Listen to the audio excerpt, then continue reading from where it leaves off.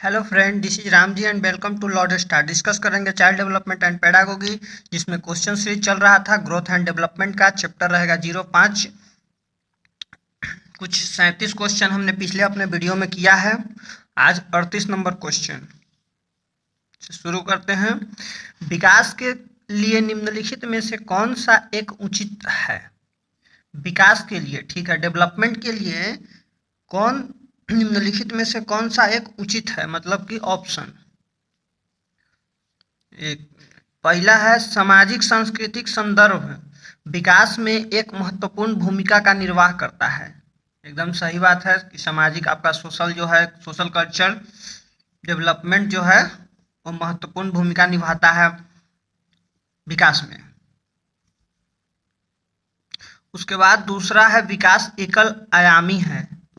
विकास एकल आयामी नहीं होता है, विकास द्वि आयामी होता है। द्विआयामी कहने का मतलब है कि स्पाइरल में होता है और वर्तुलाकार होता है, एकल नहीं होता है, रैखीय नहीं होता है। ये सब ग्रोथ की बात है।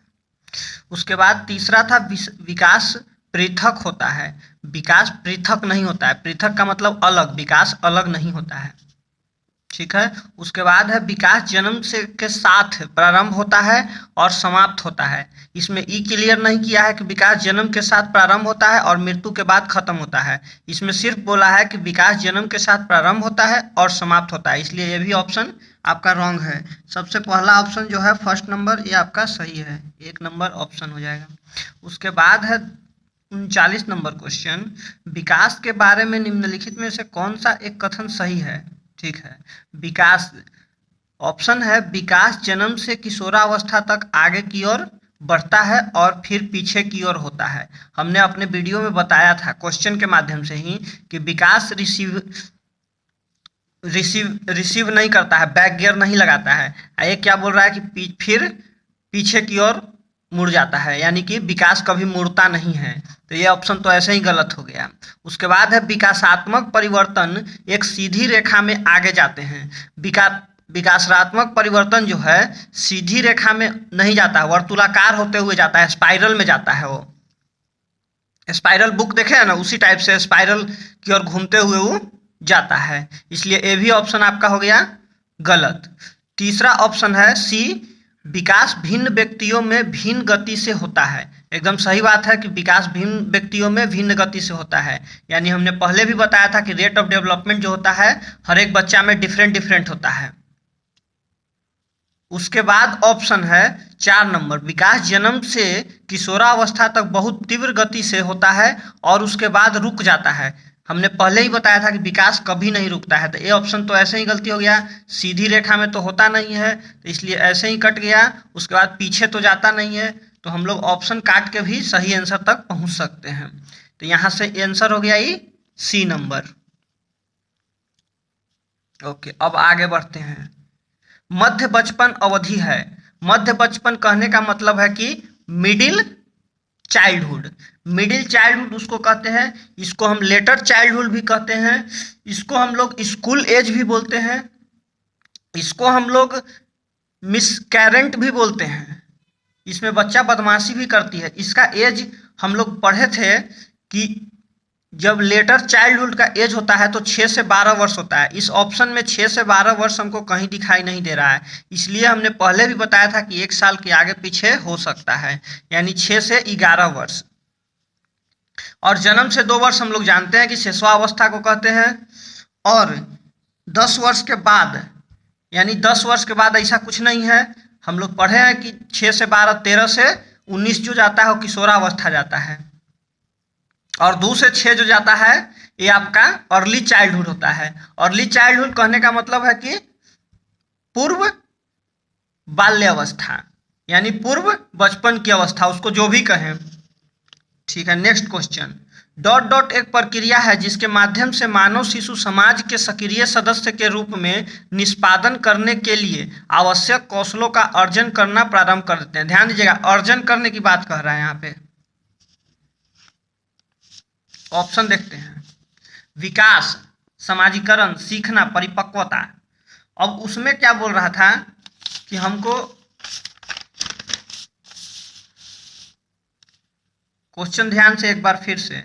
डॉट डॉट एक प्रक्रिया है, मतलब क्या प्रक्रिया है? जिसके माध्यम से मानव शिशु समाज के सक्रिय सदस्य के रूप में निष्पादन करने के लिए आवश्यक कौशलों का अर्जन करना प्रारंभ करते हैं। यहाँ पे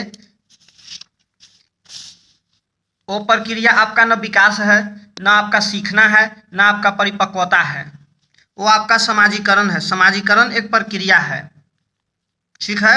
यहाँ पे ऑप्शन नंबर 2 होगा और यहाँ रख के एक बार फिर से समझ लीजिए।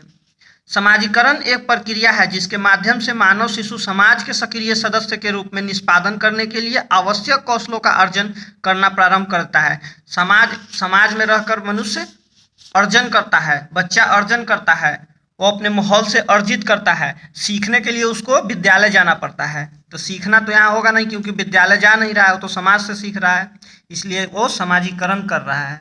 उसके बाद नेक्स्ट क्वेश्चन है डॉट डॉट के अलावा, यहाँ पे है डॉट डॉट के अलावा निम्नलिखित कारणों से खेल युवा बच्चों के विकास में एक महत्वपूर्ण भूमिका निभाता है। मतलब इसका हमको निगेटिव खोजना है, कौन सा एक ऐसा ऑप्शन है जो इसमें नहीं होगा। डॉट डॉट के अलावा, अलावा इस सब पे ध्यान देना है, नहीं, अलावा के अलावा ये सब। सबसे पहला ऑप्शन है वे नए कौशल हासिल करते हैं और सीखते हैं कि उन्हें कब उपयोग किया जाए। एकदम सही बात है, ये ऑप्शन एकदम सही है। उसके बाद दूसरा ऑप्शन है वे अपने शरीर पर निपुणता प्राप्त करते हैं। एकदम सही बात है, निपुणता प्राप्त करते हैं। यह उनकी इंद्रियों को उत्तेजित करता है। सही बात है, खेल जो है बच्चा के इंद्रियों को उत्तेजित करता है। खेल से कहते हैं ना कि खेल से बच्चे का सर्वांगीण विकास होता है। इसमें आप नैतिकता भी सीखता है, बच्चा फिजिकल डेवलपमेंट भी होता है, बच्चे का सोशल डेवलपमेंट भी होता है, बच्चे का इमोशन पे भी डेवलपमेंट होता है, इसीलिए इसको सर्वांगीण विकास भी बोलते हैं। अब चौथा नंबर ऑप्शन है कि यह समय बिताने का एक सुखद तरीका है। खेलने से बच्चा समय नहीं बिताता है बल्कि उसका सर्वांगीण विकास होता है, इसलिए हमको खोज रहा था डॉट डॉट के अलावा, यानी कि कौन सा गलत है, तो ये ऑप्शन मेरा सही हो जाएगा क्योंकि ये ऑप्शन गलत है। उसके बाद नेक्स्ट क्वेश्चन 43 नंबर, एक 6 वर्ष की लड़की खेलकूद में असाधारण योग्यता का प्रदर्शन करती है। उसके माता पिता दोनों ही खिलाड़ी हैं, उसे नित्य प्रशिक्षण देते हैं, नित्य प्रशिक्षण प्राप्त करने भेजते हैं और सप्ताहांत में उसे प्रशिक्षण देते हैं। बहुत संभव है कि उसकी क्षमताएं निम्नलिखित दोनों के बीच परस्पर प्रतिक्रिया का परिणाम होगी। हमने पहले भी बताया था कि वंशानुक्रम और वातावरण दोनों को इंटरेक्शन से ही बच्चे का डेवलपमेंट होता है। तो ये क्वेश्चन इतना लंबा है लेकिन इसका कोई मतलब नहीं है। इसको सीधे सीधे मतलब है कि बच्चे का जो डेवलपमेंट होता है वो कैसे कैसे होता है। तो आनुवंशिकता और पर्यावरण के अन्योन्य क्रिया के फलस्वरूप इनका विकास होता है। वृद्धि और विकास से कोई मतलब नहीं था, यहाँ पे स्वास्थ्य और प्रशिक्षण से कोई मतलब नहीं था, अनुशासन और पौष्टिकता से कोई मतलब नहीं था। हमको अनुशासन बच्चा को करवाना नहीं है।